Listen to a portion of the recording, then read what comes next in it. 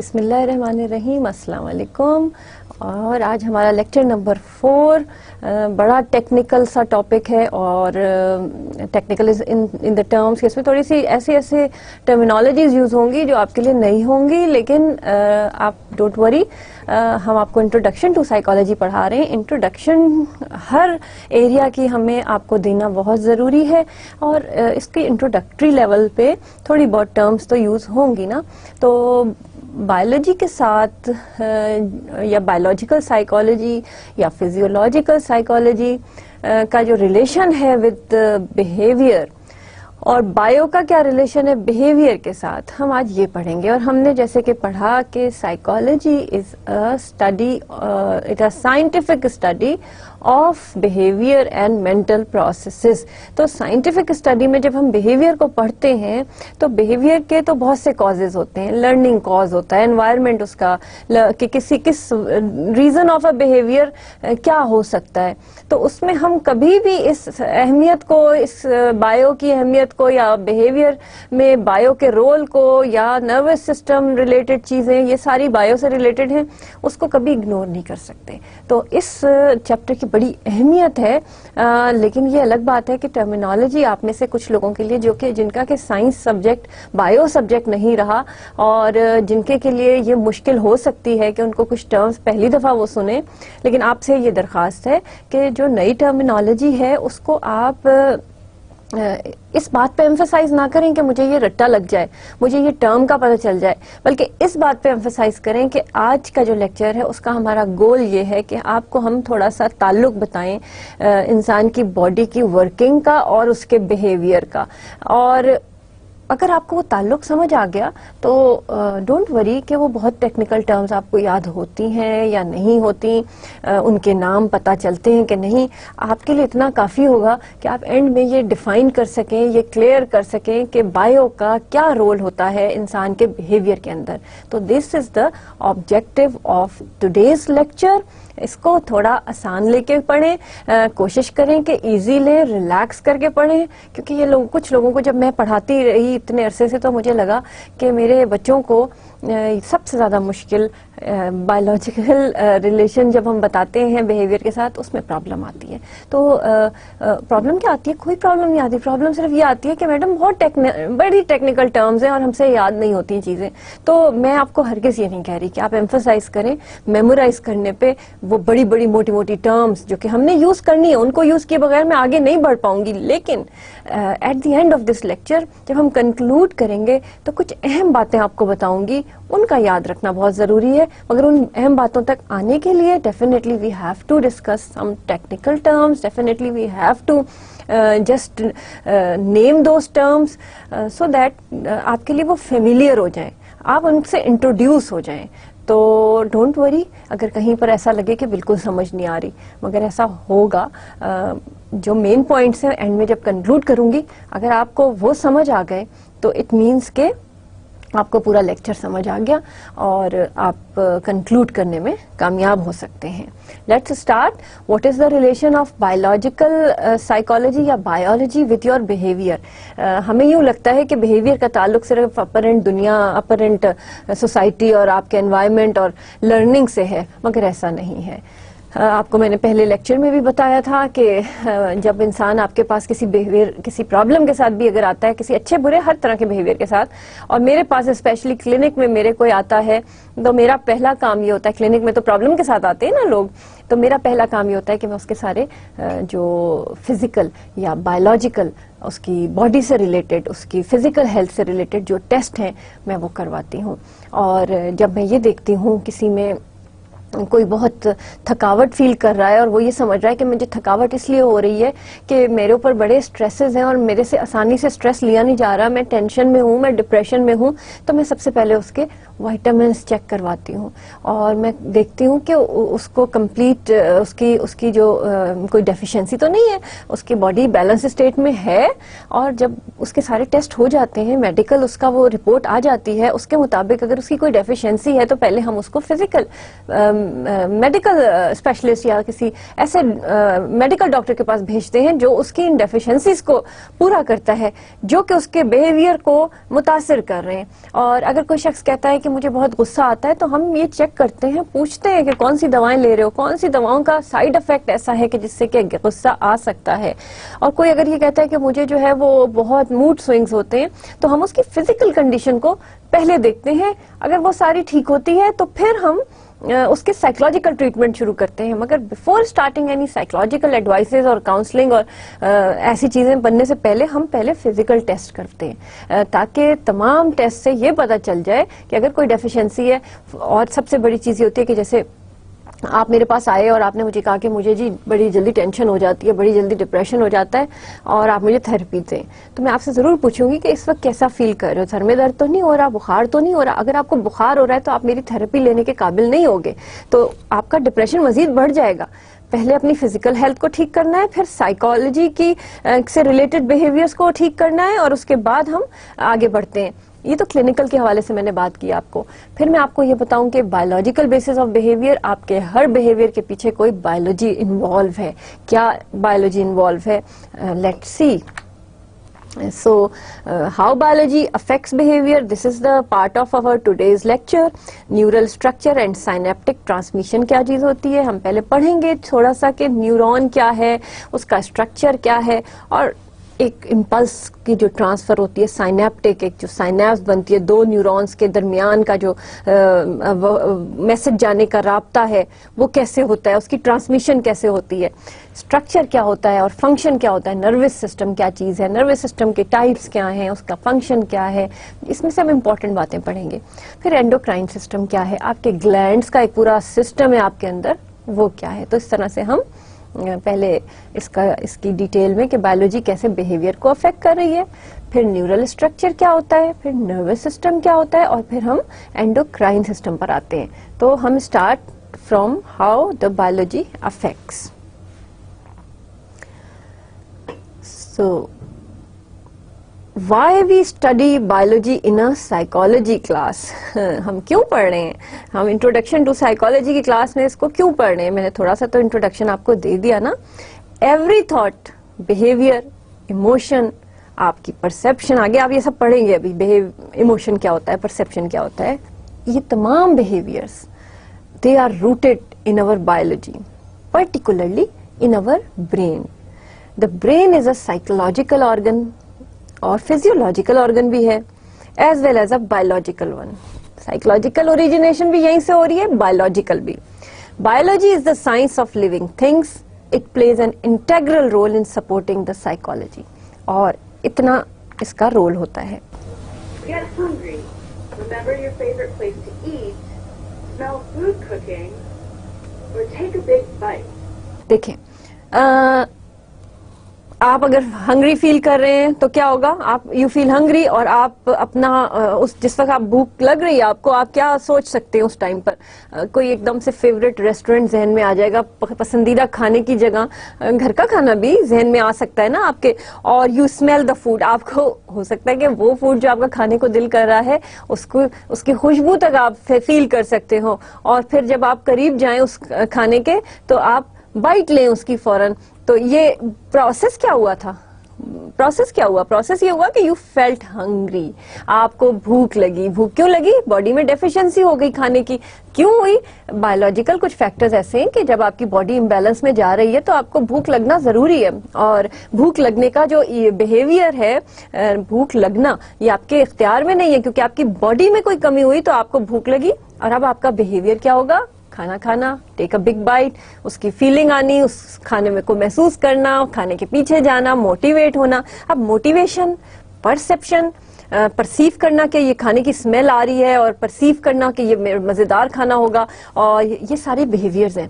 Perceive किया, you feel excited, emotion आया आपके अंदर that I can eat this food, और मैं इस खाने को भी खाने जा रहा हूं। तो क्या हुआ कि आपका तमाम बिहेवियर बायो रिलेटेड था। क्या था, भूख लगी थी। भूख कैसे लगी, भूख आपने इसलिए फील की कि आपकी बॉडी में डेफिशिएंसी आ रही थी, और उस भूख को जब मिटाने के लिए आप आगे बढ़े तो वो मोटिवेशन जो आपको उस अपने पसंदीदा खाने की तरफ लेके जा रहा है, वो मोटिवेशन है, that is part of your behaviour. फिर फीलिंग, सेंस करना, कि स्मेल को सेंस करना।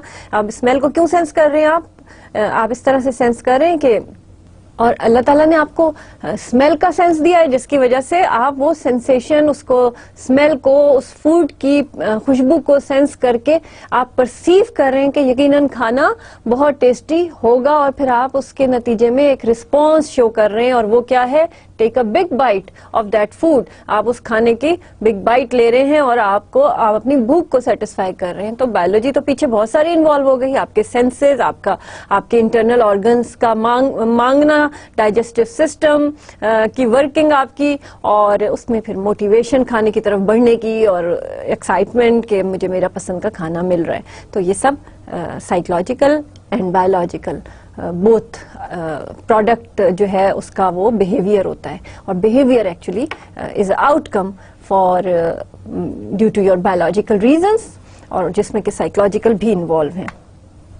Biology affects the behaviour. Psychology determines what people perceive to feel and behave, while determining the way we act, feel and behave is biology. ठीक है? Psychologists study biological psychology to establish a bridge between psychology and biology, brain activity and mental states. ये bridge psychologists बनाते हैं. Biological psychology क्या चीज है? Definition: the branch of psychology that studies the biological foundations of behaviour, emotions and mental processes. Biological psychology ये होती है, behaviour की फाउंडेशंस क्या हैं, रीजन क्या है बिहेवियर का, इमोशंस की रीजंस क्या हैं, और मेंटल प्रोसेसेस की रीजंस क्या हैं, जो कि डीप रूटेड हैं somewhere in the working of your body. Biology means working of your body, or finding biological causes of how we think, how we feel and how we behave or how we act. तो ये इस चीज पर biological reasons ढूंढना, उसके body के working के साथ उनको रिलेट करना, ये फील हम ऐसे क्यों कर रहे हैं, ये बिहेव हम ऐसे क्यों कर रहे हैं, ये थिंक हम ऐसे क्यों कर रहे हैं, इन सब चीजों का रूट क्या है, बायोलॉजिकल. बायोलॉजिकल साइकोलॉजी इस चीज को स्टडी करती है. Biological systems that affect your behaviour, they are two systems, major two systems, that is nervous system and your endocrine system. Nervous system क्या होगा, ब्रेन के साथ हवाला होगा, कोई ब्रेन से रिलेटेड होगा, इसमें भी मजीद सिस्टम्स आएंगे. एंडोक्राइन सिस्टम क्या होता है, वो सिस्टम आपने बड़ा सुना होगा, आपकी पूरी बॉडी में बहुत सारे ग्लैंड्स होते हैं और वो हार्मोन सेक्रीट करते हैं. वो केमिकल सब्सटेंसेस का वर्ड ज्यादा बेहतर है, मैं आप लोगों को through out the lectures chemical substance का वर्ड यूज करूंगी, हार्मोन का वर्ड यूज करूंगी. और ये रिलीज होते हैं. ये एक हार्मोन क्या होता है, केमिकल सब्सटेंस होता है जिसके अंदर जो जब सेक्रीट होता है बॉडी के किसी हिस्से में, तो उसका ताल्लुक आपके बिहेवियर से कहीं ना कहीं से बन जाता है. जैसे कि एड्रीनल ग्लैंड्स एक हैं, उनसे हार्मोन एक निकलता है, उस हार्मोन का ताल्लुक किसी ना किसी कहीं ना कहीं इमोशन से होता है. फिर हाइपोथैलेमस एक जगह होती है ब्रेन के करीब, और उसमें एक उसका ग्लैंड जो सेक्रीशन देता है उसका ताल्लुक आपकी नींद वगैरह से होता है, एग्रेशन वगैरह इन सब चीजों से होता है. और इस तरह से हमारी पूरी बॉडी में एक जाल फैला हुआ है एंडोक्राइन सिस्टम के ग्लैंड्स का, और ये ग्लैंड्स अपना मुख्तलिफ फंक्शन प्ले करते हैं और उस फंक्शन के नतीजे में एक बिहेवियर अराइज करता है. न्यूरल स्ट्रक्चर और साइनेप्टिक ट्रांसमिशन. अब हम उसके जो हमने स्टार्ट किया था उसके दूसरे हिस्से पे आते हैं. अब ये बड़ा टेक्निकल है मगर कोई मुश्किल नहीं, अभी तक तो कोई प्रॉब्लम नहीं आई ना आप लोगों को यहाँ तक आने में. अब आगे थोड़ा टेक्निकल है. स्ट्रक्चर, किसी चीज का भी स्ट्रक्चर होता है ना, उसको थोड़ा सा पढ़ना तो पड़ेगा. आपकी क्या न्यूरॉन के स्ट्रक्चर क्या है, नर्व इम्पल्स क्या चीज होती है, कैसे एक्शन, क्या उनका फंक्शन क्या है, ये हम थोड़ा सा इसको करेंगे और इसी तरह मजे से हम इसको आगे बढ़ते जाएंगे. तो हम देखते हैं, ये आप एनिमेशन पर भी देख रहे हैं कि कितने मजे की ये सिस्टम आपके अंदर चल रहा होता है न्यूरॉन्स का, और नर्व इम्पल्सेस किस तरह से पास हो रही होती हैं. Anyway, neuron is a nerve cell. Neuron क्या होता है, नर्व सेल होता है, एक यूनिट है, basic unit of the nervous system that are constantly sending signals to your brain muscles and glands. Neuron क्या हुआ कि एक नर्व सेल है, और द बेसिक यूनिट एक बेसिक यूनिट है, पूरा नर्वस सिस्टम का एक सबसे स्मॉलेस्ट यूनिट या बेसिक यूनिट, इसके बगैर पूरा नर्वस सिस्टम इस पे कॉन्स्टिट्यूट कर रहा है, इस पे बना हुआ है. और क्या काम, क्या न्यूरॉन का काम ये कि मुसलसल सिग्नल्स भेज रहा है, मुसलसल सिग्नल्स भेज रहा है। इस वक्त मैं आपसे बात कर रही हूँ, मेरे न्यूरॉन्स एक्टिव है, सिग्नल्स भेज रहे हैं, इस वक्त ये रिएक्ट करो, इस वक्त ये करो। मैं बात भी कर रही हूँ, साथ में आपकी तरफ देख भी रही हूँ, साथ में मेरे ये थोड़ा सा ये हाथ मूवमेंट भी चल रही है। ये सारा मेरे न्यूरॉन्स बड़े एक्टिव हैं, हर तरह से 3-4 काम मुझसे इस वक्त करवा रहे हैं। मेरा थिंकिंग प्रोसेस कि अगली बात मुझे क्या करनी है, आपके मैसेजेस जा रहे हैं, सांस भी चल रही है साथ साथ, और सारे काम हो रहे हैं। और कितने अल्लाह ताला का शुक्र है कि एक वक्त में इंसान कितने काम कर सकता है, बोल भी सकता है, सुन भी सकता है। अगर कोई इस वक्त आवाज आती है मुझे कहीं से, मुझे वो भी सुनाई दे सकती है, और मैं आपके सामने आपके देख भी रही हूँ। और अगर कोई जलने की स्मेल आ गई कहीं से, कुछ बाहर कोई ऐसी चीज हुई तो मुझे उसकी स्मेल आ सकती है। यानी कि मेरे सेंसेस सारे 5 सेंसेस इस वक्त काम कर रहे हैं, और हाथ भी मूव कर रहे हैं। I can touch this desk, और मुझे इसकी हार्डनेस फील हो रही है।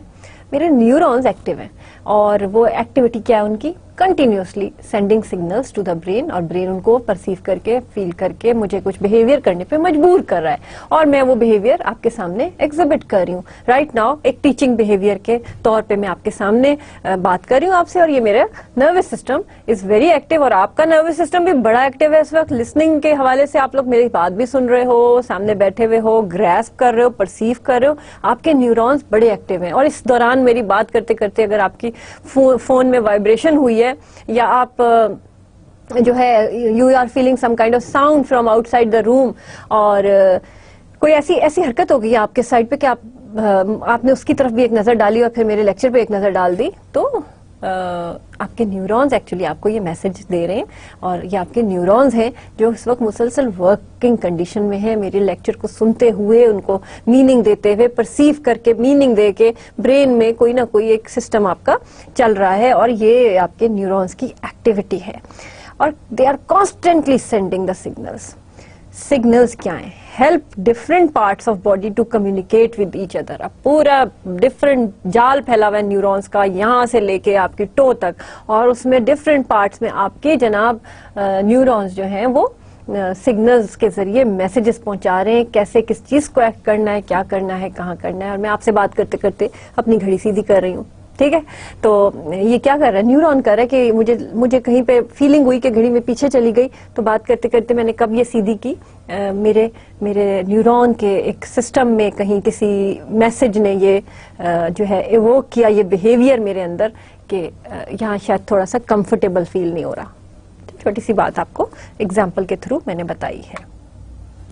इसका स्ट्रक्चर क्या होता है, इसका स्ट्रक्चर नाउ अगेन एक टेक्निकल सा टर्म है, लेकिन उसको भी हम बड़े मजे से पढ़ लेंगे। क्या होगा भाई, सेल बॉडी, एक सेल बॉडी है, और जो कि सोमा कहलाती है, central part of the neuron. Neuron का स्ट्रक्चर पढ़ रहे हैं ना हम, सेंट्रल पार्ट को क्या कहेंगे, ये आपके सामने जो डायग्राम है इसमें आप देखें कि सेल बॉडी को हमने लेबल किया हुआ है कि सेंट्रल पार्ट है न्यूरॉन का, कंटेन्स द न्यूक्लियस, और बीच में आपको एक न्यूक्लियस नजर आ रहा है ना, एक न्यूक्लियस होता है उसके अंदर। और फंक्शन क्या है इसका, रेगुलेट द सेल फंक्शनिंग। इस पूरे न्यूक्लियस का जो है ना, इसका काम ये है, और सेल बॉडी का कि पूरा सेल की फंक्शनिंग को ठीक रखे, और यहाँ कोई गड़बड़ हो जाए तो काफी गड़बड़ हो जाती है। Dendrites, the branching part of the neuron. अब ये देखो ऊपर नजर आ रहा है ना आप लोगों को, ये ब्रांचिंग पार्ट्स नजर आ रहे हैं, बहुत सारे डेंड्राइट्स जिनको लेबल किया हुआ है हमने। और फिर उनका क्या फंक्शन है, it receives messages from other neurons and relays them to the cell body. फिर आ गया जनाब axon, a nerve fibre, a single process extending from the cell body of a neuron. Function क्या है इसका जनाब, carries nerve impulses away from it, और nerve impulses लेकर जाती हैं ये जगह जो है पूरी लंबी सी देखें, इसमें मैसेज ट्रांसफर होते हुए नीचे जाता है, और नीचे एक जगह आ गई साइनैप्स, और साइनैप्स पर आके कनेक्शन पार्ट होता है दूसरे न्यूरॉन के साथ, यहाँ दूसरा न्यूरॉन आके मिलता है, और उनके दरमियान वो मैसेज ट्रांसमिट होता है दूसरे न्यूरॉन में, और वो दूसरा न्यूरॉन तीसरे न्यूरॉन को, तीसरा चौथे को, और इस तरह ब्रेन तक पहुंच जाता है ये पूरा सिस्टम। और फंक्शन क्या है इसका, इलेक्ट्रोकेमिकल कम्युनिकेशन होती है, यहाँ पे कुछ केमिकल्स रिलीज होते हैं, और इलेक्ट्रिकल करंट भी एक रिलीज होती है, थोड़ा सा उसको भी हम बता देंगे आपको। Between neurons takes place at these junctions. तो यहाँ पर ये होता है। अब आपको न्यूरॉन का स्ट्रक्चर भी समझ आ गया, और उसके स्ट्रक्चर के डिफरेंट पार्ट्स भी समझ आ गए। क्या क्या था जनाब स्ट्रक्चर में इंपॉर्टेंट? सेल बॉडी, न्यूक्लियस था उसका, डेंड्राइट्स थे जो डिफरेंट ब्रांचेस थे, फिर एक्सॉन लंबी सी एक चीज है, और साइनेप्स बन रहा है जहां पर इनके फंक्शंस अब बताते जाएं क्या होंगे जनाब। सेल बॉडी का पूरे का फंक्शन ये है कि वो बाकी चीजों की फंक्शनिंग को ठीक रखे। एक्सॉन मैसेज को लेकर जाने की जगह है, साइनेप्स मैसेज को ट्रांसफर करने वाली जगह है। और आई होप कि ये कुछ इतना मुश्किल कॉन्सेप्ट नहीं है जो आपको ना आए। टाइप्स होते हैं कुछ न्यूरॉन के जो कि डेफिनेटली अब हमने न्यूरॉन का एक बेसिक स्ट्रक्चर पढ़ लिया, हम थोड़े से उसके टाइप्स को देखते हैं क्या टाइप्स होते होंगे। Sensory neuron, motor neuron, inter neuron. Sensory neuron क्या होते हैं जनाब? Respond to input from sensory organs, skin, eyes etcetera. क्या हो सकते हैं सेंसरी न्यूरॉन्स के जो कि मैसेज लेते हैं और आपके जो सेंसेस हैं 5 सेंसेस उनके पास लगे हुए हैं सारे न्यूरॉन्स, वो मैसेज ले रहे हैं, रिसेप्टर्स हैं और वो मैसेज अंदर लेके जा रहे हैं। फिर motor neurons send signals to muscles to control the movement. इनका काम क्या है? मैसेज ले रहे हैं या दे रहे हैं और मसल्स तक पहुंचा रहे हैं ताकि आप मोटर का मतलब मूवमेंट के साथ है, मोटर मूवमेंट्स, यानी ये जो आप हाथ पांव की मूवमेंट कर रहे हैं ना, यहाँ पर भी एक न्यूरॉन है। Inter neuron connected the sensory neurons and motor neurons, इनको कनेक्शन करते हैं आपस में, सेंसरी का मोटर के साथ कनेक्शन, सेंस करेंगे तो मोटर न्यूरॉन भी काम करेंगे ना, तो ये आपस में कनेक्शन करते हैं। Average human brain has 100 billion neurons. Did you know it before? No, I don't think so you were knowing it before. 100 billion एक नंबर है और सोचें कि ये वर्किंग कर रहा है हर वक्त हमारी बॉडी कैसा जबरदस्त सिस्टम अल्लाह ताला ने बनाया है कि हमें मल्टीटास्किंग लोग हैं हम, इतने सारे न्यूरॉन्स हमारे एक ही वक्त में काम कर रहे हैं और हम हर वक्त इनके काम को बेहतर बनाने की कोशिश भी करते रहते हैं। इंसान सारी उम्र जो लर्न कर रहा है, जो कुछ लर्निंग हम कर रहे हैं उनका ताल्लुक हमारे न्यूरॉन से है। हम न्यूरॉन की लर्निंग करवा रहे होते हैं कि न्यूरॉन अल्टीमेटली हमारी बहुत सारे बिहेवियर्स के लिए रिस्पॉन्सिबल होते हैं। The fundamental task of a nerve cell is to receive, conduct, and transmit signals. Neurons propagate signals in the form of action potentials, which can travel great distances along an axon without weakening.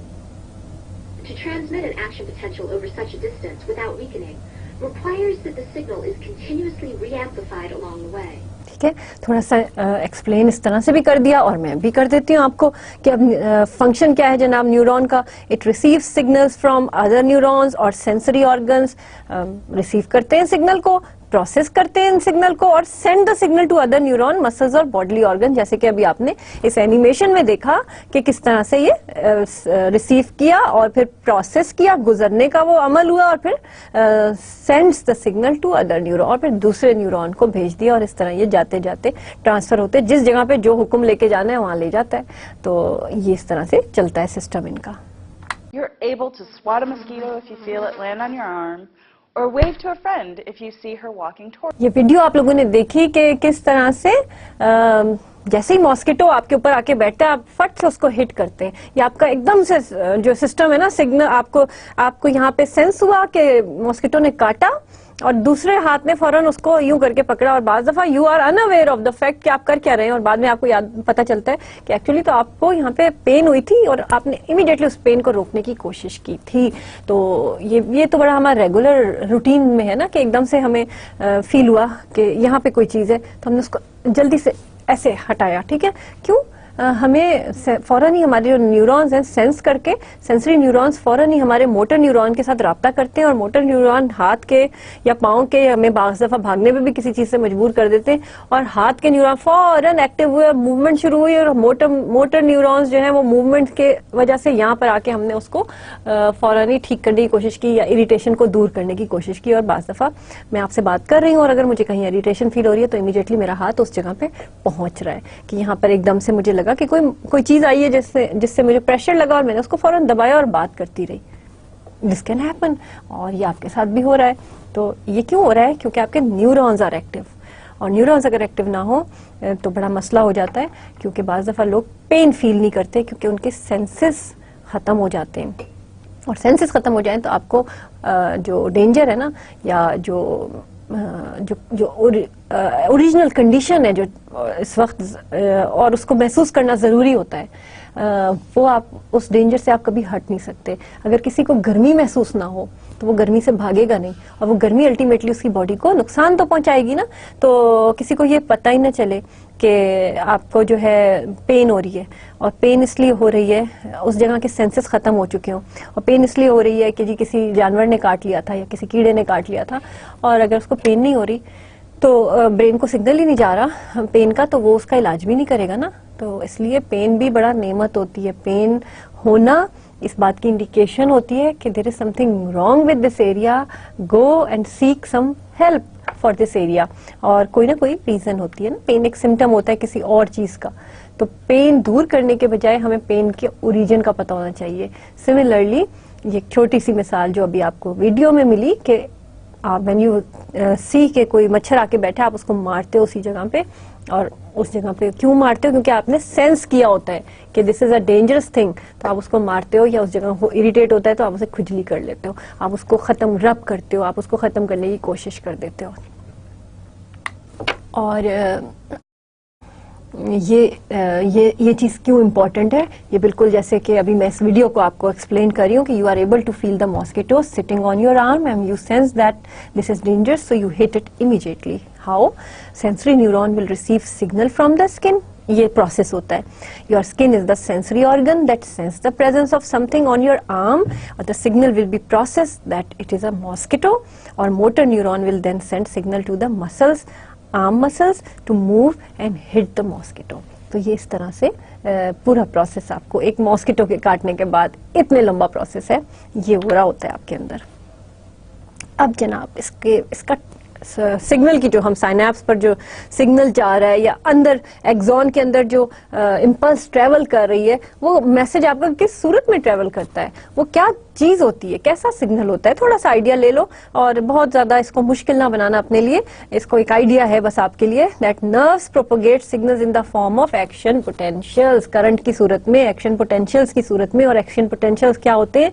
Plus और minus ion जो create हो रहे हैं, और एक sodium ion गुजर रहा है। ये सारी टेक्निकल सी बातें हैं, बट थोड़ा सा आपको आइडिया दे रही हूं मैं। रेस्टिंग पोटेंशियल एक चीज होती है जनाब, the negative charge maintain within the neurons that are at rest. जिस वक्त कोई मैसेज पास नहीं हो रहा, कोई काम एक्टिविटी नहीं हो रही, न्यूरॉन्स रेस्ट पर हैं, तो एक चीज होती है रेस्टिंग पोटेंशियल, और नेगेटिव आयंस जो है लाइन लगा के बैठे हुए होते हैं। It is due to more sodium ions. Sodium ions negative ions हैं जो कि आउटसाइड द न्यूरॉन है। जो ये जो आपके सामने एक पिक्चर है, इसमें आप देख रहे हैं ना कि लाइन से जब रेस्टिंग पोजीशन है तो लाइन से माइनस आयन जो है वो मौजूद हैं एक्सॉन के अंदर। It is due to more sodium ions outside the neuron than inside, और फिर more potassium inside neuron than outside. ये पोटेशियम और सोडियम के कॉम्बिनेशन से ये हो रहा है कि एक नेगेटिव और एक पॉजिटिव बन रहा है। फिर एक्शन पोटेंशियल जब आपका एक्शन में आ जाता है, कोई नर्व पास हो रही है उससे, तो शिफ्टिंग हो जाती है जनाब। शिफ्टिंग क्या होती है कि सोडियम जो है वो पहले कहाँ थे, बाहर थे, वो अंदर आ गए। पोटेशियम जो थे वो अंदर थे, वो बाहर चले गए, और न्यूरल इम्पल्सेस फॉर्म्ड, और the shifting change in charge that moves down the axon to terminal, the terminal buttons तक जाता है वो, यानी एंड तक उसके पहुंचता है। और सिग्नल प्रोपोगेशन और ये जो एक्शन पोटेंशियल का पूरा प्रोसेस है, ये आपको थोड़ा और बेहतर समझ आएगा अगर आप इस वीडियो को देखेंगे जो मैं अभी आपके सामने शो कर रही हूँ। जस्ट वॉच इट केयरफुली, इसको गौर से देखें और देखेंगे प्रोसेस क्या चल रहा है, और एक्शन पोटेंशियल को समझने की कोशिश करें। The central molecular players in this process are the voltage-gated sodium channels, which undergo a cycle of finely choreographed conformational changes. When an action potential passes, sodium channels open in response to membrane depolarization. Sodium ions rush into the axon, further depolarizing its membrane. Within a fraction of a thousandth of a second, however, the sodium channels switch to a new inactivated state, in which they are closed, but now also refractory to reopening. In this way, the membrane potential can recover quickly after an action potential has passed. The sodium channels then reconvert to the closed state, ready to be opened again when the next action potential is encountered. Potential is propagated along the length of the axon in only one direction.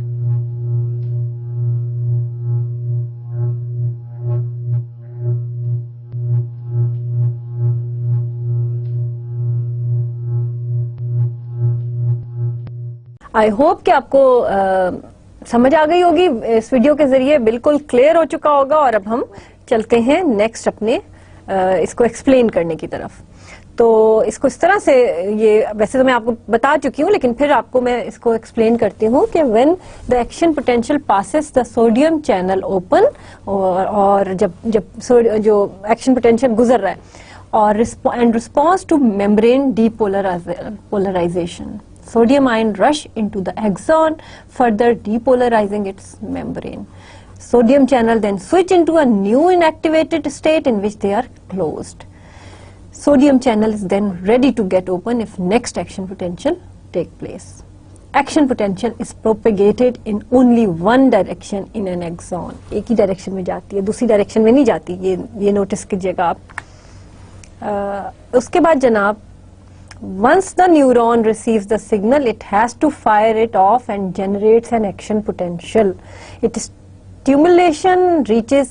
stimulation reaches a certain threshold or minimum level, the neuron fires and sends an impulse. अब इसका क्या मतलब हुआ, अभी explain करती हूँ। If stimulation does not reach that threshold, the neuron simply doesn't fire. For example, आपको इसकी मिसाल किस तरह दी जाए, आपको चले नींद के दौरान जब आप सो रहे हैं, सोते हुए आपका लिहाफ एक कोने से हट गया और सर्दियां हैं, कोने से हट गया और थोड़ी देर तो आप सोते रहेंगे, लेकिन जब वो थ्रेशहोल्ड सर्दी का इतना हो जाएगा कि आपका सेंसरी सिस्टम उसको जो है सेंस करना शुरू कर दे, आपकी उस जगह की स्किन जो है, वो न्यूरॉन्स जो हैं, वो ये मैसेजेस उनको मिलने के now it is dangerous, the temperature is getting very down and it is dangerous for the body कि जी ये सर्दी लग रही है और ये अंदर लग सकती है। तो आपकी आंख खुलेगी और आप अपना लिहाफ सीधा करेंगी। एक खास सर्दी तो थी, लेकिन एक खास थ्रेशहोल्ड से गुजरा जब, तो फिर आपकी आंख खुली। इस तरह जब आप उठे हुए भी होते हैं तो आपको पेन फील होने के लिए खास थ्रेशहोल्ड से गुजरना है तो सेंसरी सिस्टम आपका काम करेगा, वरना नहीं करेगा। और इसी तरह सेंसेस की जो सलाहियत होती है वो इंसानों में और मुख्तलिफ किस्म के जानवरों में डिफरेंट हो सकती है। मेरा थ्रेशहोल्ड जो है वो फील करने का, या यूं करें कि सुनने वाला जो सेंस है, वो एक इंसानों का जिस तरह का होता है वो हो सकता है, लेकिन एक जो है वो जानवर से डिफरेंट हो सकता है। हो सकता है कि किसी जानवर में ये सेंस करने की उसका थ्रेशहोल्ड ज्यादा हो और वो साउंड जो है वो उसको जल्दी रिसीव हो रही हो और वो जल्दी छोटी साउंड भी सुन सकता हो, जैसे कि चूंटी की आवाज कभी सुनी है किसी ने? मे बी के वो चूंटी और चूंटी आपस की में एक दूसरे की आवाज बड़े आसानी से सुन रही हूँ, उनका वो जो स्पिक करना का सेंस है, वो जो साउंड की सेंस है, वो उनका थ्रेशहोल्ड हमसे डिफरेंट हो और हम नहीं सुन सकते कुछ खास आवाजें, कुछ बारीक आवाज या कोई ऐसी आवाज जो हमारे थ्रेशहोल्ड को क्रॉस नहीं कर सकती। तो वो खास सिग्नल, वो खास वेवलेंथ रिक्वायर्ड है किसी चीज को सेंस करने के लिए। उस वेवलेंथ पे अगर हमारे पांचों सेंसेस जो हैं वो सेंस कर रहे हैं चीज को, तो then we can hear, see, smell. अब अगर मेरे सेंसेस, सेंसरी सिस्टम में मेरे सेंसेस में स्मेल का सेंस जो है वीकर हुआ है किसी रीजन से, फॉर एग्जांपल कोल्ड की वजह, फ्लू की वजह से, तो उस जमाने में मुझे खुशबू नहीं आएगी और बहुत तेज होना चाहिए खुशबू को, तब वो आएगी मुझे। और लेकिन मेरे साथ अगर कोई किसी के सेंसेस ठीक है, कोई बैठा हुआ है, तो उसकी थ्रेशहोल्ड खुशबू का ये होगा कि थोड़ी सी भी खुशबू होगी तो उसको आएगी, और क्योंकि उसका सारा सिस्टम सेंस करने का जो है वो ठीक है, उसको फ्लू नहीं हुआ था। एक छोटी सी एग्जांपल के साथ मैंने आपको बता दिया साइनेप्टिक ट्रांसमिशन क्या चीज होती है, अभी आपने देखी भी थी, और थोड़ा सा इसको देखते हैं, फिर से पढ़ भी लेते हैं। How a neuron communicates with another neuron. 100 billion neurons in a human brain connected to an average of 10,000 others, sum up to 100,000। और ये न्यूरॉन्स की देखें कि कितने सारी कनेक्शंस हैं इनके, और ये शेफर्ड ने 1999 में हमें बताया था। और फिर बताया जनाब के साइनेप्स क्या है, the place where an axon of one neuron meets with the dendrite cell body of another neuron. अभी दिखाया था ना मैंने आपको, डेंड्राइट्स की ब्रांचेस निकली हुई हैं, वहां पर एक और आके न्यूरॉन लग जाएगा, उस न्यूरॉन के साथ उसका क्या कनेक्शन है, वो भी साइनेप्स कहलाएगा। सिनेप्टिक क्लेफ्ट क्या चीज होती है? The gap between the axon and the dendrite cell body across which neuronal transmission occurs. वो जो डेंड्राइट और उसका बीच में जो, जैसे ये देखें आप, ये आपके सामने डायग्राम में भी बना हुआ है। और अच्छा, तो अब आपको समझ आई कि साइनेप्स, साइनेप्टिक क्लेफ्ट और न्यूरोट्रांसमीटर क्या चीज है। कि वो इसको सिंपल सा समझें कि जिधर डेंड्राइट्स खत्म होते हैं उधर से एक और न्यूरॉन शुरू होता है। उस न्यूरॉन के साथ उस डेंड्राइट्स और उस दूसरे न्यूरॉन का कनेक्शन में कोई बीच में कोई चीज होती है, कोई केमिकल रिएक्शन होता है जो ट्रांसमिट हो रहा होता है। तो आपके सामने जो डायग्राम है ये भी ये शो कर रही है कि ये देखें, ये न्यूरॉन है, साइनेप्टिक क्लेफ्ट बन रही है उस जगह पे जहां पे दूसरे न्यूरॉन के कनेक्शन हो रहा है, और रिसेप्टर्स हैं न्यूरॉन के एंड में जो कि रिसीव कर रहे हैं मैसेज को और वो ट्रांसफर कर रहे हैं दूसरे न्यूरॉन को। और ये ज्यादा क्लियर अभी मैं आपको समझाती हूँ कि the signal flies over the synaptic gap to another neuron and the process repeats itself. The dendrite receives the chemical signals or neurotransmitters, excites the neuron, और उसके बाद जनाब फिर वही सोडियम आयंस का किस्सा शुरू हो गया कि वो एंटर हुए और क्या बना, एक्शन पोटेंशियल बनी, और the terminal fire off the signal over the synaptic gap to the next neuron. और ये आपके सामने एक छोटी सी डायग्राम बनी हुई है जो होपफुली काफी टेक्निकल नजर आ रही है, लेकिन अगर गौर करें तो ये बड़े मजे से सिग्नल का प्रोसेस आपको शो करिए कि कैसे एक्शन पोटेंशियल बन रहा है और टर्मिनल किधर है एक्सॉन का, और जब एक्शन पोटेंशियल बन रहा है तो डेंड्राइट्स में क्या हो रहा है, डेंड्राइट से दूसरे न्यूरॉन में किस तरह से रिसीव किया जा रहा है। ये आपको एक छोटे सा आइडिया दे रहे हैं और ज्यादा अच्छा आइडिया आपको अब मिलेगा।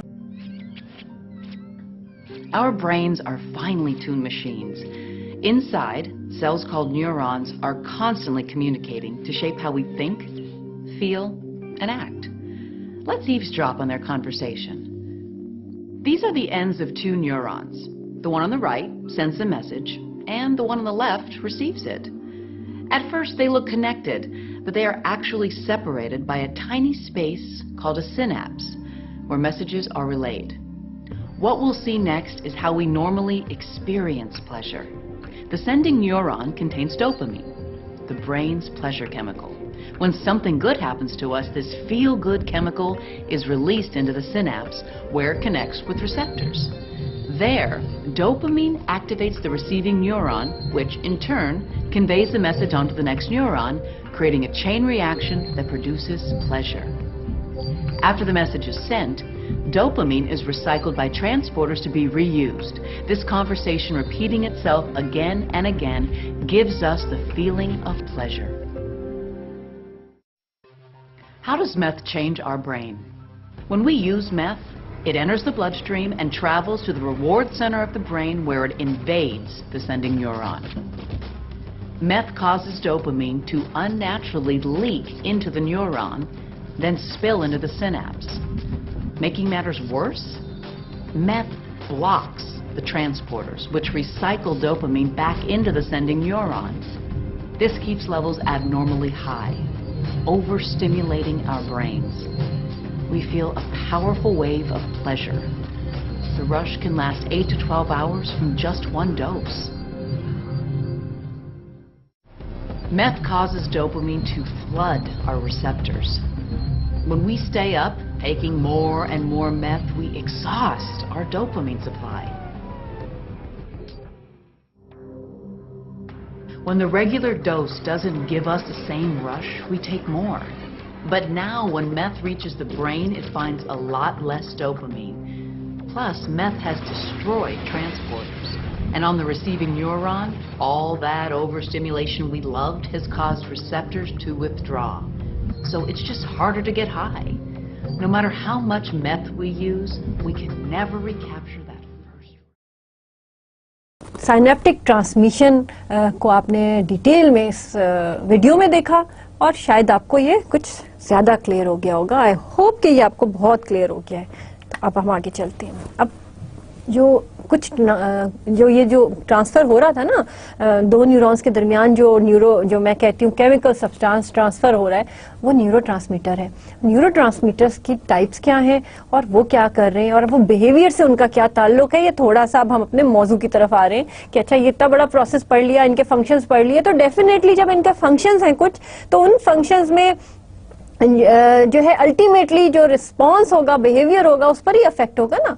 बॉडी का जो रिस्पॉन्स है, जो बिहेवियर है, वो इन न्यूरोट्रांसमीटर्स की वजह से अफेक्ट हो रहा है, तो उन्हीं पे हो रहा है ना। तो इसलिए न्यूरोट्रांसमीटर्स की अहमियत बिहेवियर के साथ थोड़ी सी देख लेते हैं। और स्पेशली अगर कोई खराबी हो जाए न्यूरोट्रांसमीटर में, कोई भी गड़बड़ हो जाए ट्रांसमिट होने में, सिग्नल न्यूरोट्रांसमीटर के निकलने में, ज्यादा न्यूरोट्रांसमीटर्स निकल जाएं, कम निकलें, तो वो किस बिहेवियर के साथ या किस डिजीज के साथ रिलेट करते हैं और जिनका कि इलाज बहुत जरूरी हो जाता है, तो वो आपको मैं थोड़ा सा इनका आइडिया देने के लिए बताती हूँ। बहुत ही टेक्निकल से नाम है, बट डोंट वरी, इनको हमने जस्ट इसलिए करना है कि आपको इंट्रोड्यूस कराना है। एसिटाइल कोलाइन एक न्यूरोट्रांसमीटर का नाम है और इसका फंक्शन क्या होता है? It enables the muscle action, learning and memory. और एग्जाम्पल्स ऑफ माइल फंक्शनिंग इसकी क्या है? ये अगर इनमें डिसफंक्शनिंग हो जाए, इनमें कोई गड़बड़ हो जाए तो क्या होगा?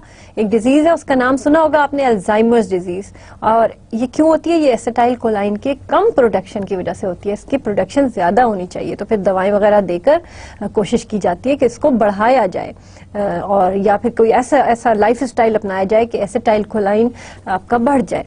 तो अल्लाह ना करे कि ये किसी को हो।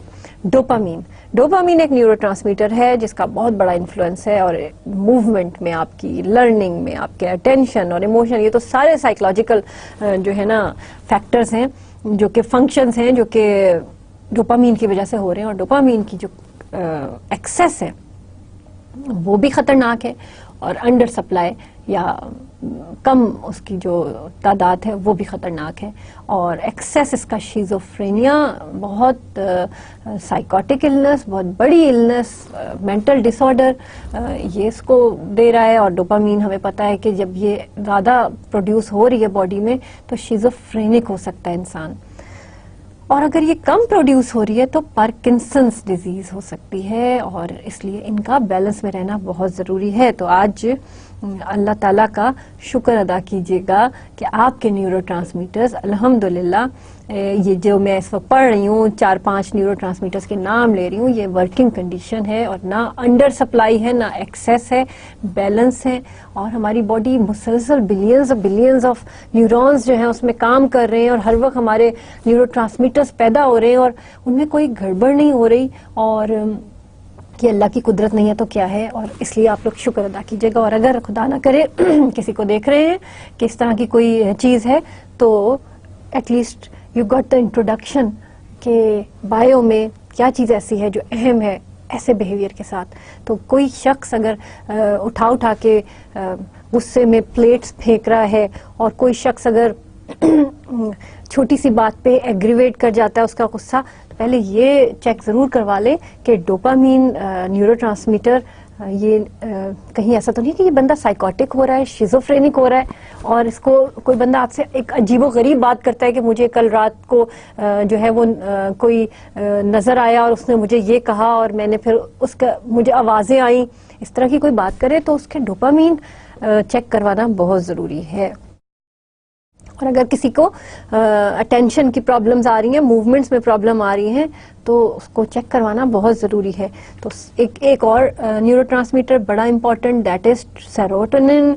It affects the mood. अब आपके मूड स्विंग्स जो हैं वो रिलेटेड हैं इस हार्मोन के साथ। तो हम ये हार्मोन जो है इसको कंट्रोल करना आसान है, through diet, through habits, good habits, और जल्दी सोना, जल्दी उठना, रात को नहा के सोना। सेरोटोनिन, गर्म पानी से अगर आप नहा के सोएंगे, गर्म दूध लेके, तो सेरोटोनिन जो है वो उसकी तादाद जो है वो इतनी होगी कि वो नींद लाएगी आपको, और अच्छी नींद आती है सेरोटोनिन की वजह से, अगर आपकी बैलेंस स्टेट में सेरोटोनिन हो, क्योंकि ये आपके मूड को अफेक्ट कर रहा है, आपकी हंगर रिलेटेड है, स्लीप और आपके अराउजल। और इसकी अंडर सप्लाई जो है ना वो डिप्रेशन में ले जाता है आपको। तो इसको अंडर सप्लाई हो, मेरे पास जितने लोग आते हैं ना डिप्रेशन के साथ, तो पहले मेरा काम ये होता है कि उनके सेरोटोनिन लेवल पे काम करूं और उनकी कोशिश करूं कि उनको वो तमाम टिप्स बताऊं कि सेरोटोनिन को बैलेंस में कैसे रखना है। और जो ही ये बैलेंस खराब होता है डिप्रेशन हो सकता है। तो ये मत समझें कि डिप्रेशन सिर्फ इस वजह से हुआ कि उसके साथ ये वाकया हो गया। अगर वाकया किसी और के साथ भी वही हुआ, मगर एक को डिप्रेशन ज्यादा हुआ, एक को कम हुआ, हो सकता है कि जिसको ज्यादा हुआ उसका सेरोटोनिन लेवल भी बहुत डिस्टर्ब हुआ है ऑलरेडी डिस्टर्बेंस है। मगर ये भी हो सकता है कि कुछ लोगों को किसी वाक्य की जरूरत ना हो डिप्रेस होने के लिए, बल्कि वो डिप्रेशन में ही हो, और उनके साथ ज्यादा वो ज्यादा काबिल रहम लोग होते हैं कि जिनको ये समझ नहीं आ रही होती कि उनको डिप्रेशन क्यों हो रहा है। जब अल्लाह ताला ने मुझे सब कुछ दिया है, मेरे साथ कोई ऐसी बात भी नहीं हुई, मुझे फिर भी डिप्रेशन हो रहा है, तो सेरोटोनिन लेवल का को मेजर करना बहुत जरूरी हो जाता है।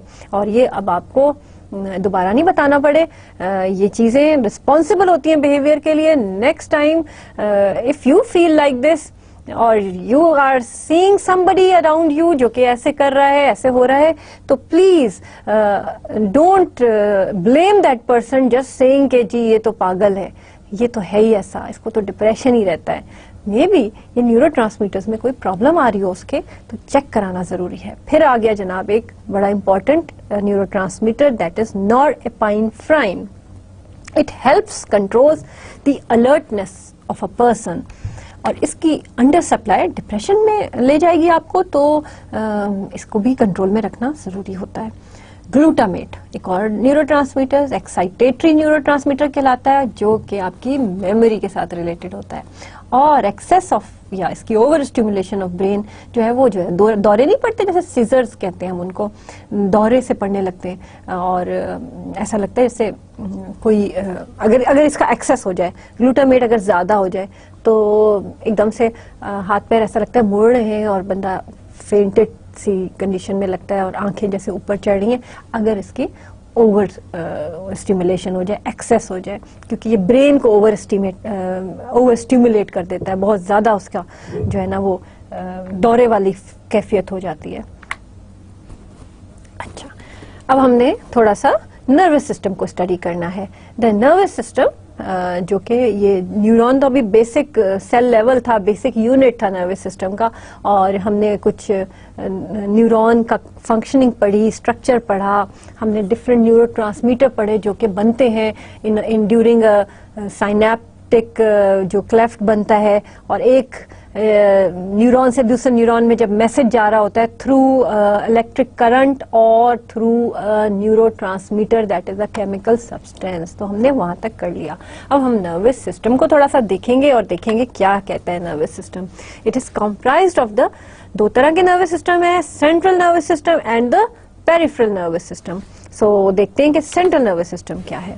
Central nervous system is comprised of brain and spinal cord. Brain और एक पीछे बैकबोन होती है, बैक पीछे स्पाइनल कॉर्ड लंबी सी होती है, अक्सर आपने देखा भी होगा कि ये देखें आपके सामने डायग्राम बनी हुई है, ब्रेन और नीचे पीछे एक स्पाइनल कॉर्ड जा रही है, और अगर इसमें कोई, ये बड़ी अहम चीज है, रीढ़ की हड्डी आपकी, और ये पूरे काम करती फिर रही है, प्राइम मिनिस्टर है ये, और ब्रेन जो है वो प्रेसिडेंट है, और ये आपकी बॉडी की प्राइम मिनिस्टर बाज़ दफा अपने ओन पर ही फैसला कर लेती है। जब आप खतरे में होते हैं ना, तो आपकी स्पाइनल कॉर्ड फैसला करके और बता देती है कि ये करो, खतरा है, रिफ्लेक्स एक्शन जैसे खतरा है। इससे पहले कि ब्रेन को मैसेज जाए, आपकी स्पाइनल कॉर्ड फौरन आपका हाथ उस जगह से जिधर बहुत गर्म चीज रखी हुई है और आप यूं करके हाथ हटाते हैं, आपके ब्रेन में मैसेज नहीं गया होता, अभी इतनी जल्दी नहीं जाता, आपकी स्पाइनल कॉर्ड ही फैसला कर लेती है। क्या जबरदस्त अल्लाह ताला ने सिस्टम बनाया हुआ है हमारा। सेंट्रल नर्वस सिस्टम जनाब इन दो चीजों से बना है, और 31 पेयर्स ऑफ स्पाइनल नर्व्स हैं जो कि स्पाइनल कॉर्ड से निकल रही हैं, और 31 पेयर्स ऑफ पेयर्स, एक साइड से एक, दूसरी साइड से एक साइड से एक, पेयर 31 मीन्स 31 इधर से भी और उधर से भी, और ये मुख्तलिफ फंक्शनिंग हो रही है इनकी। फिर रिफ्लेक्स एक चीज है जो मैंने अभी बताया आपको, an automatic response to an event. The reflex arc is the main functional unit of the nervous system that helps a person react to a stimulus. ये जो मैंने अभी कहा नहीं आपको कि किस तरह से जो है वो स्पाइनल कॉर्ड अपने तौर पर ही फैसला कर लेती है। For example, sensory neuron detects pain hot, send signal to spinal cord signal to motor neuron, और फिर फौरन ही आप हाथ हटाते हैं और मोटर न्यूरॉन तक आपका सिग्नल पहुंच जाता है, और ये आपकी स्पाइनल कॉर्ड ने ये कारनामा किया होता है कि इमीडिएटली इतनी अच्छा फैसला आपसे करा लेते हैं कि खतरा है तो उसको यूं करो। इतना छोटा सा बच्चा भी है ना, उसकी स्पाइनल कॉर्ड इतनी एक्टिव होती है, वो खतरे में जाने से पहले उसको वार्न कर देती है। तो ये हमारे यहाँ का सिस्टम है, ये हमारा सिस्टम है, और हमें बिलीफ रखना चाहिए कि हमारा जो सिस्टम बना है अल्लाह ताला ने वो ऐसा बेस्ट है। हमें अपने पोटेंशियल्स पे एतबार होना चाहिए, क्योंकि हमें ये हमने नहीं क्रिएट किए, ये अल्लाह ताला ने हमें दिए और हम सबको दिए। और हमारी स्पाइनल कॉर्ड जब इतने बड़े बड़े फैसले कर लेती है और हमें खतरे से बचा लेती है, तो हमारा ब्रेन क्या क्या कुछ नहीं करता होगा। Peripheral nervous system. Peripheral nervous system links the central nervous system to the organs. It comprised of the skeletal nervous system and the autonomic nervous system. अब ये थोड़ा फिर टेक्निकल हो गया, मगर हम इसको बड़े मजे से पढ़ेंगे। Skeletal nervous system controls the voluntary movements of our skeletal muscle. अच्छा जी, ये दो और peripheral nervous system में दो चीजें हैं, एक central nervous है जो कि सिस्टम कनेक्ट हो रहा है अंदर के ऑर्गन्स के साथ, एक हमने पिछले जो पढ़ा वो सेंसरी था ना सारा, ये अंदर के ऑर्गन्स है हमारे, ये हार्ट, हमारा डाइजेस्टिव सिस्टम, और फिर एक स्केलेटल नर्वस सिस्टम है, वो सिस्टम जो कि स्केलेटल और ऑटोनोमिक। स्केलेटल जो है दैट इज एक्चुअली कंट्रोलिंग वो मूवमेंट्स जो हम खुद से कर रहे हैं। ये देखिए हाथ की मूवमेंट, ये मैं खुद कर रही हूँ ना, ये मूवमेंट है मेरी, ये मैं पेन उठाया और मैं ये लिख रही हूँ, ठीक है, तो ये मेरी मूवमेंट है और ये स्केलेटल नर्वस सिस्टम कंट्रोल करवा रहा है मुझसे, मेरे मोटर ऑर्गन्स को कर रहा है। अब इसके बाद ऑटोनोमिक नर्वस सिस्टम क्या है जनाब? It controls many of the self regulatory functions of the body, for example digestion, circulation. अभी सेल्फ रेगुलेटरी ऑर्गन्स कौन से होते हैं बॉडी के? अंदर ही अंदर जो आपके काम हो रहे हैं, सर्कुलेट, आपके ब्लड इस वक्त सर्कुलेट कर रहा है, आपको पता चल रहा है नहीं ना, लेकिन आपका हार्ट पंप कर रहा है। कौन कर रहा है, कैसे कर रहा है? आपका ऑटोनॉमिक नर्वस सिस्टम ये सारे काम करवा रहा है उससे अंदर, और आपको पता ही कुछ नहीं है। एक तो वो सिस्टम है जिसका आपको नहीं पता चला, आपने खाना खाया, डाइजेशन शुरू हो गई, आपको नहीं पता एग्जैक्टली किस टाइम पर आपकी डाइजेशन कंप्लीट हुई। हाँ, you can feel that your food has been digested and now you are feeling hungry after 3 or 4 hours of taking your food. So autonomic nervous system तमाम वो प्रोसेसेस जो अंदर ही अंदर हो रहे हैं, आपकी आंतें क्या काम कर रही हैं, आपका लंग्स कब एक्सपेंड कर रहे हैं, कब कॉन्ट्रैक्ट कर रहे हैं, कब आप सांस ले रहे हो, ये सब आपका ऑटोनॉमिक नर्वस सिस्टम कर रहा है। लेकिन हाँ, ये उंगली की मूवमेंट, ये हाथ की मूवमेंट, ये चलना उठना बैठना, ये आपका स्केलेटल मसल्स कर रहे हैं। तो फिर सिंपैथेटिक में आपका जनाब आ जाता है, prepares us for defensive actions against the threats, for example faster heart rate, increase breathing rate, inhibits digestion, dilates pupils to allow greater light sensitivity. Parasympathetic counteracts effects of sympathetic nervous system, calms us down. तो ये दो इसमें difference है। और फिर हम दोबारा structure of brain को देखते हैं। पहले हमने न्यूरॉन का स्ट्रक्चर देखा, फिर उसका फंक्शन देखा, अब हम ब्रेन का स्ट्रक्चर देखते हैं और फिर फंक्शन तो इसके बेतहाशा हैं, थोड़ा सा हम उसको कंक्लूड ही करेंगे। ब्रेन में क्या क्या चीजें अहम है, अभी देखिए स्ट्रक्चर पढ़ना इसलिए जरूरी है कि ताकि हम फंक्शन को आसानी से डिस्कस करें, तो इसको थोड़ा सा जल्दी से हम आगे लेके जाएंगे। Brain stem, the set of neural structures of the base of the brain including the medulla, the reticular formation and the pons. अब ये सारे ब्रेन स्टेम के हिस्से हैं। ये आप सामने जो फिगर देख रहे हैं ना, इसमें एक नीचे की तरफ देखें ब्रेन स्टेम बनी हुई है। फिर medulla controls heart beat, breathing and swallowing. ये स्वेलो, ये जो आप खाना अंदर लेके जाते हैं ना, reticular formation regulates the alertness and autonomic nervous system activity. और उसके बाद पॉन्स एक स्ट्रक्चर है, bridge from brain stem to cerebrum, controls a variety of functions including sleep and control of your facial muscles. Little brain extending from rear of brain stem coordinates physical movement को coordinate करता है। बड़े functions भी हैं इनके साथ में और ये स्ट्रक्चर्स हैं इनके। Cerebellum is the area of the hind brain that controls motor movement, coordination, balance, equilibrium and muscle tone. और उसके बाद थैलेमस तो बहुत ही ज्यादा सुनेंगे आप मेरे आगे के लेक्चर्स में। Hypothalamus, thalamus, the brain sensory switch board होता है, ये receives the signal from the sensory and motor systems. इतना बड़ा काम ये थैलेमस कर रहा है। इतने सारे सिस्टम्स हैं ब्रेन के अंदर जनाब, मेड्यूला है, रेटिकुलर फॉर्मेशन है, लिटिल ब्रेन, सेरिबेलम, थैलेमस, सारे मिलके आपको इस काबिल बना रहे हैं कि आप कुछ बिहेव कर रहे हैं, बिहेवियर शो कर रहे हैं, रिस्पॉन्स कर रहे हैं चीजों को।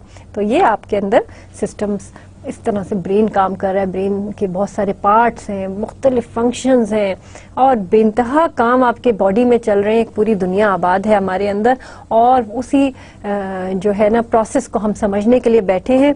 और आज हम सिर्फ इंट्रोडक्शन कर रहे हैं, इसको डिटेल में आप लोग पढ़िएगा। Our brain is divided into two halves, left brain और राइट ब्रेन। कहते हैं ना लेफ्ट ब्रेन राइट साइड को कंट्रोल करता है, राइट ब्रेन लेफ्ट साइड को कंट्रोल करता है, उल्टा। और जिनका जो है जो लेफ्ट हैंडेड होते हैं उनकी actually right side of the brain is controlling, ठीक है।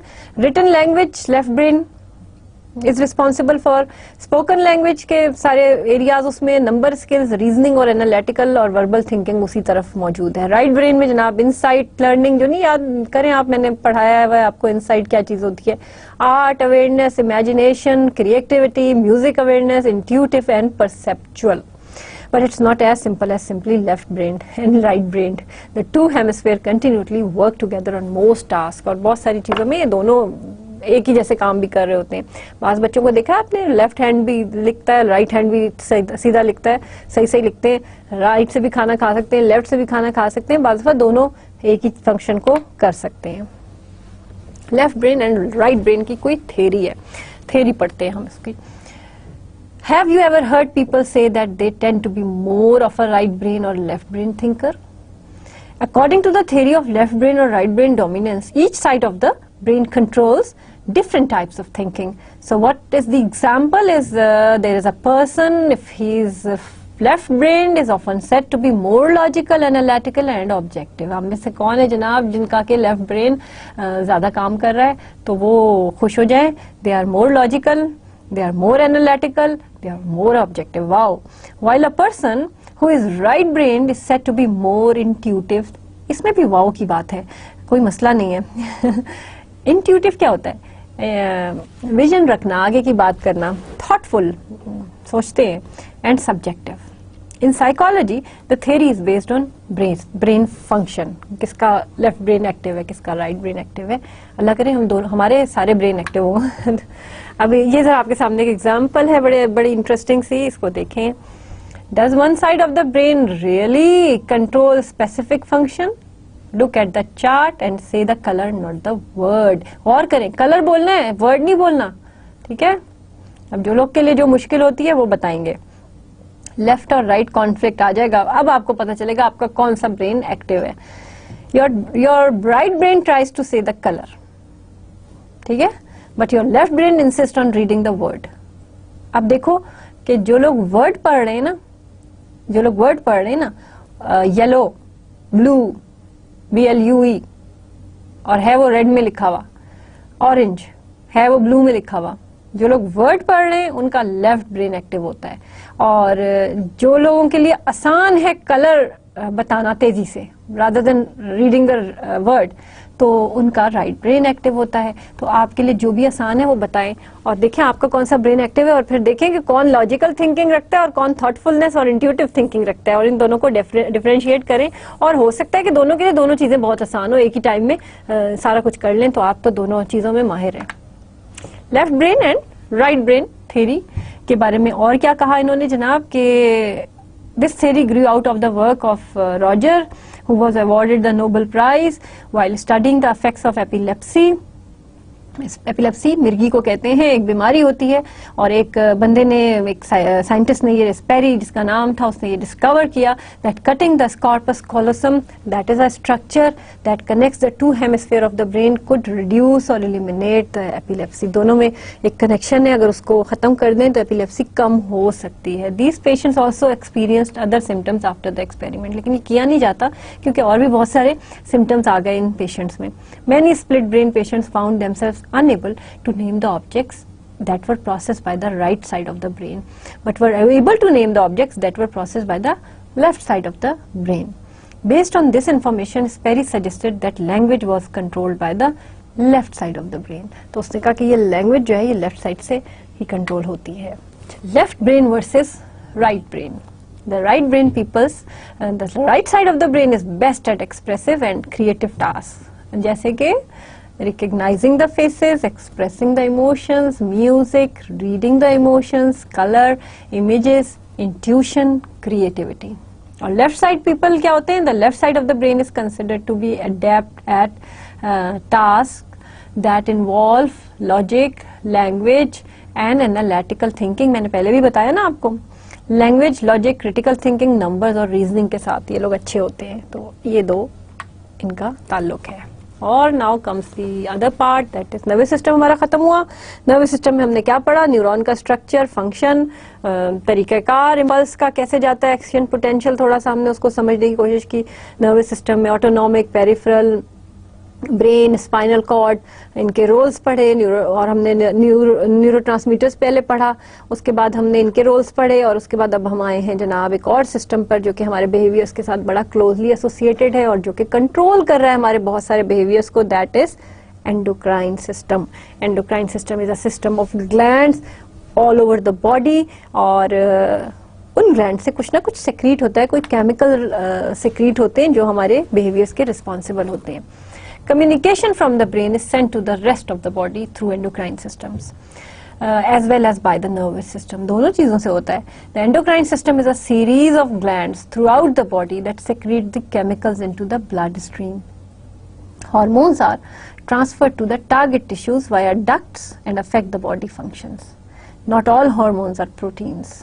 The endocrine system links the brain to the organs that control body metabolism, growth, and development and reproduction. इन सब चीजों के लिए ये जरूरी होते हैं. अब वो जो ग्लैंड्स हैं वो क्या सेक्रीट कर रहे हैं, वो हार्मोन सेक्रीट कर रहे हैं. Hormones producing glands make up your endocrine system, और hormones are chemicals that your body produces to tell your cells how to behave. इस तरह हाइपोथैलेमस एक जगह है जो प्रोड्यूस कर रहा है हार्मोन. हाइपोथैलेमस कहाँ होगा, अभी हमने थैलेमस का एक पार्ट पढ़ा ना, कहीं होगा, शायद वहीं कहीं है. प्रोड्यूसेस हार्मोन्स दैट स्टिमुलेट और inhibit secretion of hormones by the pituitary. अच्छा, पिट्यूटरी ग्लैंड जो है हाइपोथैलेमस के ऊपर मौजूद होता है, और वो ग्लैंड है एक्चुअली जो कि सेक्रीट करता है मुख्तलिफ किस्म के हार्मोन्स. और thyroid glands regulates your metabolism और how fast your body uses the energy. यहाँ कहीं होता है थायराइड, शायद नहीं, यकीनन. थायराइड ग्लैंड की डिसफंक्शनिंग जो है वो बहुत सारी प्रॉब्लम्स लेकर आ जाती है. Pancreas regulates how much energy your body gets. Adrenal glands on the kidneys, और ये pumps out the adrenaline hormones when you are faced with stress और यू आर एक्साइटेड. तो एक एड्रिनल ग्लैंड्स में से एक हार्मोन निकलता है जो कि जब आप बहुत एक्साइटेड होते हैं, बड़े स्ट्रेस में होते हैं या बड़े खुश भी होते हैं, तब भी वो निकलता है और वो आपकी बॉडी में इम्बैलेंस लेकर आता है थोड़ी देर के लिए. ज्यादा देर के लिए नहीं होना चाहिए. ये देखें आपके सामने डायग्राम बनी हुई है, वो थायराइड बता रही है गले के पास कहीं नीचे, और एड्रिनल ग्लैंड्स आपकी किडनीज के ऊपर मौजूद हैं. फिर pituitary gland, master gland that secretes the hormones that trigger your other gland. Pituitary gland होता है जनाब आपके पैराथायरॉयड ग्लैंड होता है, उसके बाद produces parathyroid hormone that helps maintain the calcium ion level in blood necessary for normal functioning of neuron. की normal functioning के लिए ये जरूरी है. फिर pineal gland produces melatonin that helps regulate circadian rhythms and is associated with seasonal affective disorder. Season के साथ related कुछ डिसऑर्डर होता है, कोई डिप्रेशन, कोई मूड स्विंग, कोई भी चीज. और विटामिन डी की कमी अक्सर हो जाती है इसकी प्रॉपर फॉर्मेशन ना होने की वजह से, और उससे भी ये हो जाता है. तो फिर उस पर काफी सारी थेरेपीज दी जाती हैं और वो ठीक होता है through medicine and through therapy. So this was all about the biological related behaviour. Biology related behaviour, हमने क्या क्या चीजें पढ़ी, इसमें क्या क्या चीजें इंपॉर्टेंट थी. हमने पढ़ा जनाब कि बायोलॉजी किस तरह से बिहेवियर पे अफेक्ट करती है, और किस तरह से हमने ये देखा कि जो नर्वस सिस्टम का रोल है वो क्या है. पहले तो सबसे पहले तो न्यूरॉन का क्या रोल है. न्यूरॉन आपका वो मैसेजेस लेके जा रहा है, वो पूरे नर्वस सिस्टम का वो यूनिट है, बेसिक यूनिट है जिसमें मैसेज ट्रांसफर हो रहा है एक जगह से दूसरी जगह पर. फिर हमने ये देखा कि ये करंट कैसे प्रोड्यूस होती है, न्यूरॉन के अंदर कौन से आयंस मौजूद हैं, प्लस माइनस, और एक्शन पोटेंशियल क्या चीज है. थोड़ा सा सोडियम आयन, पोटेशियम आयन का जिक्र किया हमने, और हमने ये देखा समरी, इसको समराइज करते हैं थोड़ा कि क्या था कि जो आपके सेंसेस हैं, जो सेंसरी या मोटर न्यूरॉन्स हैं, वो कुछ सेंस कर रहे हैं और वो लेकर जाते हैं मैसेज, और वो ब्रेन से वापस ऑर्गन तक लेकर आते हैं, और वो फिर कोई अप्रोप्रिएट रिस्पॉन्स फिर आपका आता है.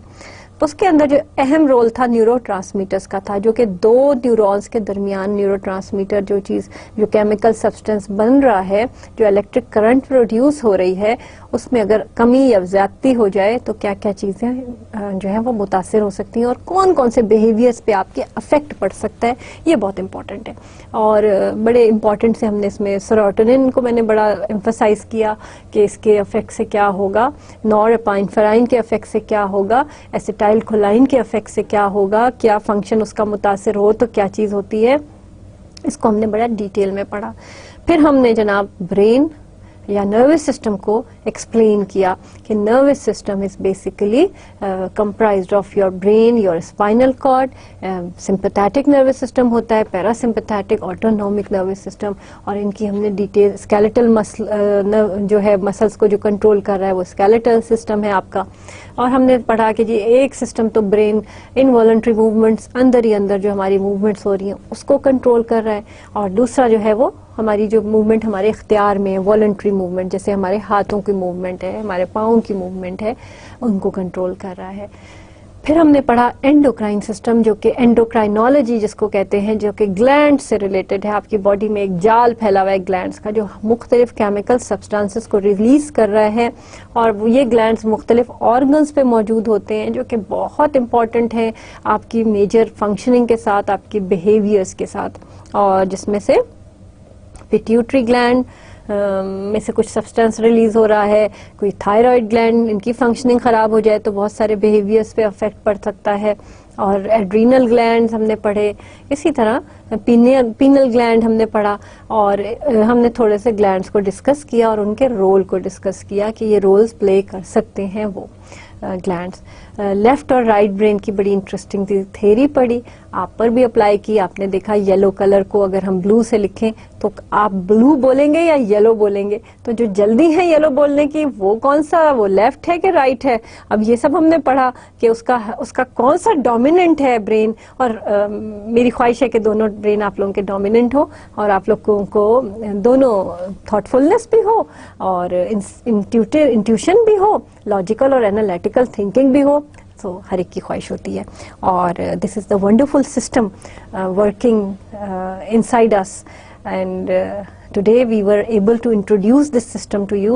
और अल्लाह ताला का शुक्र है कि इतने बिलियंस ऑफ न्यूरॉन्स आपस में कम्युनिकेट कर रहे हैं, और मैं और आप आपस में कम्युनिकेट कर रहे हैं, और ये बिलियंस ऑफ न्यूरॉन्स का हमारे वर्किंग है, जिसके नतीजे में मैं आपसे इस वक्त बात कर रही हूँ और आप इस वक्त मेरी बात सुन रहे हैं और उसको समझ रहे हैं।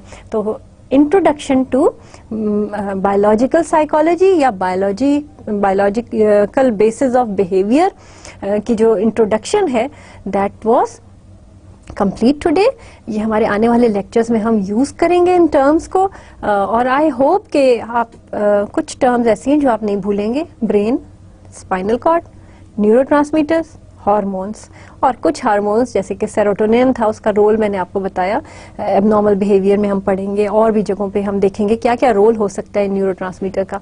फिर केमिकल सब्सटेंस का वर्ड है जो मैं बहुत यूज करूंगी अपने लेक्चर्स में, तो इन चीजों से आप यूज टू हो जाएं। ये हमारी इंट्रोडक्शन थी आज की, और I hope you have understood it. Thank you very much. Allah Hafiz.